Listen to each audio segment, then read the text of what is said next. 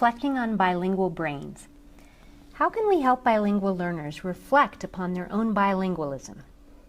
Dr. Rhea Goldklish is a native Apache speaker who attended graduate school in education. Throughout her graduate schooling, she noticed that it took her more time to process information, and she was often negotiating meaning in both English and Apache. She felt slower and less able than other native English-speaking graduate students. Towards the end of her graduate work, she developed her own theory of how her bilingual brain worked when presented new information.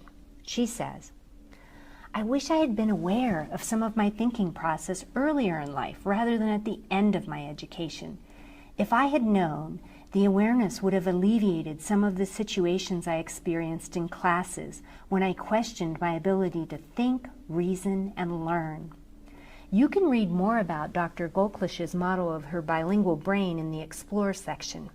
Her story is an inspiration for us to help our bilingual learners be aware of their thinking process earlier in life rather than later. Metacognition is thinking about your own thinking. With bilinguals, we are especially interested in how they are thinking as they negotiate all their languages. Some students naturally may be internally focused and able to articulate what is going on in their brains. However, most likely, the majority of your students will need some guidance in how to focus on the inner workings of their mind. Give you some ideas of specific activities to do with students to help them think about their brains. We also want to give you some guidelines in how to help your learners to recognize the benefits of bilingualism. This is a hot topic in the news these days.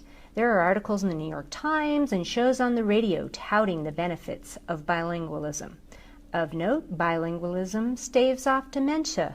Benefits also include expanded communicative abilities, cognitive flexibility, and a heightened ability to monitor the environment. We have included the New York Times article for you to read in the Explore section so that you can learn more about the cognitive benefits of bilingualism.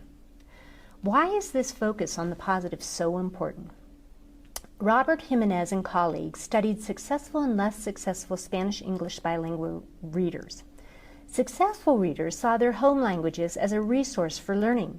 They used cognates and translation in Spanish to aid in English comprehension. If they used a reading comprehension strategy like questioning in Spanish, they transferred that strategy to English. The less successful bilingual readers, on the other hand, did not use these bilingual strategies, and they consistently viewed their home languages as an impediment to understanding.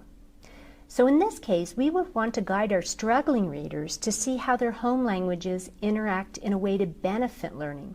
We help them capitalize on their strengths as bilinguals. Another way to think about this is that you're providing an opportunity for your students to engage in a thinking apprenticeship. So they show you their thinking about bilingualism, and you in turn show them how you think about bilingualism. You guide them along the way. To wrap up, let's return to Rhea Goldklish's story to help our learners analyze their thinking earlier in life rather than at the end of their education.